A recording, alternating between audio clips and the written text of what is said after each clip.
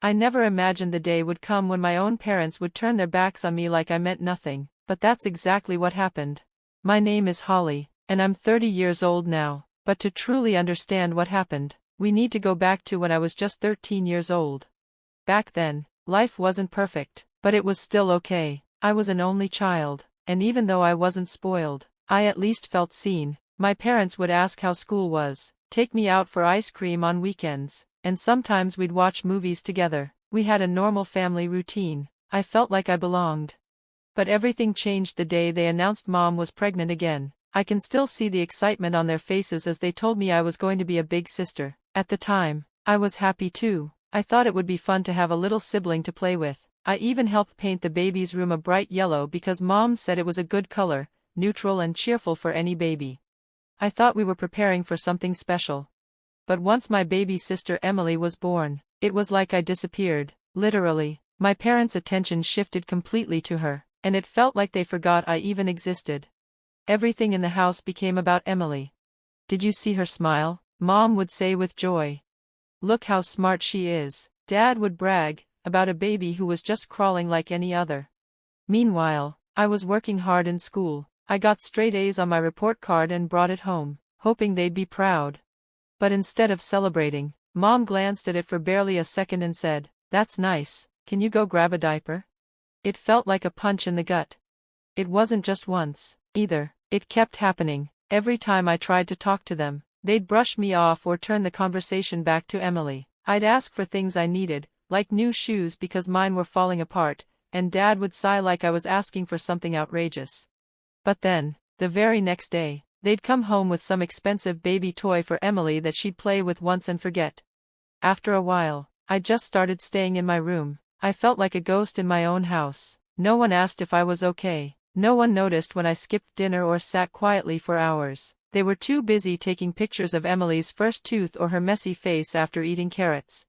I felt invisible. Then came the worst day of my life. I had just come home from school. My backpack was heavy, and I was tired, but as I walked into the house, I saw Mom standing in the hallway. She wasn't smiling. She didn't even say hello. "Pack your things," she said coldly, "just the basics. We're going to your grandparents' house." I was confused. Why? Did I do something wrong? "I'm sorry, I forgot the dishwasher yesterday." She cut me off. "Stop asking dumb questions and go pack." Her voice was sharp. She didn't even look at me. 20 minutes later, I was in the car with my backpack and one small bag. Mom didn't say a word the entire drive. Her hands were gripping the steering wheel so tightly her knuckles turned white. I sat there, heart pounding, trying to understand what was happening. When we arrived at my grandparents' house, Grandma opened the door. She didn't look happy either. There was no warm hug, no smile, just a quiet, "Come in." Mom dropped my bag at the door like it was trash. "Here she is," she said like she was handing over an unwanted item.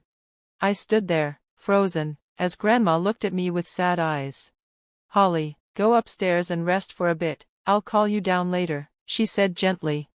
I picked up my bag and started walking up the stairs, but halfway up, I stopped. Something didn't feel right. I sat on the steps quietly, trying to hear what they were saying downstairs. Then I heard it. "She's your problem now," Mom said. My heart dropped. "She lives with you from now on." "Lisa," Grandma said sharply, "you can't be serious. She's your daughter." "Well, she's your granddaughter," Mom snapped back, "and you're the reason she exists in the first place." My mind was spinning. What did she mean by that? Then the truth came out. I was going to have an abortion, Mom said bitterly. "I was 20 and in college. I didn't want a baby, but you and Dad told me to keep her. You said you'd help. You forced me to marry Rick. This is your mess."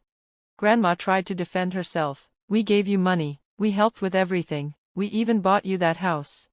"That was a long time ago," Mom replied coldly, "and Rick and I never wanted a child back then. Now we have Emily. She's the one we chose. She's the one we want. We can't afford both. Holly costs too much."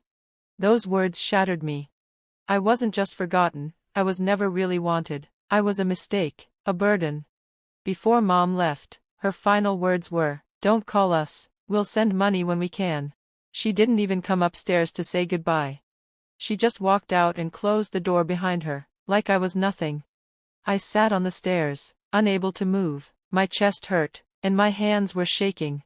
Everything I believed about my family, about being loved, about having a place, I realized it was all gone. In just one night, I lost my home, my parents, and the belief that I mattered to them at all. And that's how I was left behind, forgotten like I never belonged in the first place. After Grandpa passed away, everything changed. I was just a teenager, but I tried my best to help around the house. Without him, the burden fell on me and Grandma. The funeral was small and quiet. My parents didn't even show up. Grandpa's pension had been our main source of money. Without it, we were in trouble. His life insurance barely covered the funeral costs. After that, things went from bad to worse. Grandma tried to stay strong, but I could see the stress on her face every time she sat at the kitchen table, staring at a growing pile of unpaid bills. She wore her reading glasses and sighed a lot, thinking I wouldn't notice, but I did. I knew I had to help, so I looked for a job. There was a grocery store a few blocks away that sometimes hired teenagers. I was only 15, and the manager hesitated, but I convinced him I was mature and reliable. He finally agreed to give me a chance. The pay was minimum wage, but it felt like a start.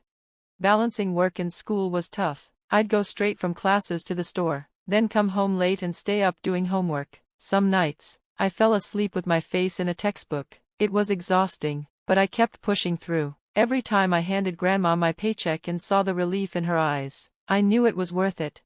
By the time I was a junior, I had settled into a routine: school, work, study, sleep, repeat. I didn't have much of a social life. There just wasn't time. I focused on school because I knew college was the only way out, but we couldn't afford it, so I put all my hope in earning a scholarship. I worked harder than I thought I could. I took advanced classes, never missed a day of school, and squeezed in clubs and volunteer work between shifts at the store. My teachers were surprised by my drive. Even my guidance counselor started mentioning full scholarships and handing me brochures for top universities. It felt like maybe, just maybe, I had a shot. At home, things got a little better. My pay helped cover groceries and bills. Grandma also found a part-time job as a receptionist at a doctor's office. We weren't living comfortably, but we were surviving. Then senior year came. It brought college applications and a mountain of stress. I spent all my free time researching schools, writing essays, and filling out financial aid forms. I applied to 12 colleges, some big-name private universities and a few more affordable state schools. Waiting for responses felt like torture. Every day, I'd run home from work and check the mailbox with my heart pounding. The first acceptance letter arrived on a rainy Tuesday in March. It was from Westfield University, one of the best schools in the country. I opened the letter with shaking hands and read it out loud to Grandma. She clapped and smiled through tears. They even offered me a 70% scholarship. It was incredible, but even with the discount, the rest of the cost was too much for us. More acceptance letters followed. Then one day, I opened a letter from State University. They offered me a full ride, tuition, housing, and meals all paid for. The decision was clear. Even if Westfield had been my dream. Grandma insisted on calling my mother to share the news. I didn't want her to, but she did it anyway, on speakerphone. "Lisa, I have wonderful news," Grandma said, trying to sound cheerful. "Holly's been accepted to Westfield University with a partial scholarship. We're hoping you might help with the rest." There was a long pause. Then my mother's cold voice came through. "We're not spending money on Holly. She's hopeless. We're saving for Emily. She's actually smart and capable." And then she hung up. I just stood there, frozen. That word, hopeless, hit me harder than I expected. Even after years of silence, it still hurt. Grandma looked heartbroken. I took a deep breath and said, "I'm going to state. The full scholarship means we won't have to worry about money, and they have a great business program." Grandma hugged me tightly. "I'm so proud of you," she whispered. So proud." That night, I wrote a note to myself: never contact Mom again, ever. It was time to accept the truth. My parents didn't just leave me behind. They wanted nothing to do with me. College felt like stepping into a new world. The campus was huge, full of students from all over the country. I moved into Pearson Hall, a freshman dorm that always smelled like instant noodles and laundry soap.